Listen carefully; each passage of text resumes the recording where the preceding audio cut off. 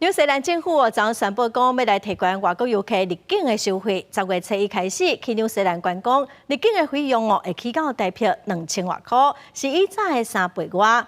当地观光业者是真不满，是真烦恼，讲会影响到业绩。去纽西兰旅游收费按增加了。10月7日开始，国境大门的国际旅客保育甲旅游馆会为35纽币，相当大票700，提高到100纽约，差不多大票2000块。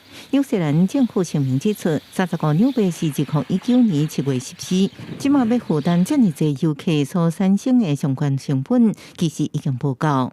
Shift some of the cost from the taxpayer to the visitor, and ultimately what we want to do is grow tourism. I've tasked Tourism NZ to grow the value of international tourism by $5 billion over the next 4 years. 观光业是纽西兰主要产业之一，旅游业者无认同这种做法。过去多办50、70甲100纽币这方案来讨论，由于起价50纽币较适当，是要到当地一罐头起超过3倍，这样就惊正做反效果。外国游客唔敢来。We felt there should be an increase, but this is a very, very significant increase. I think New Zealand's right up there at the moment at being one of the most expensive places.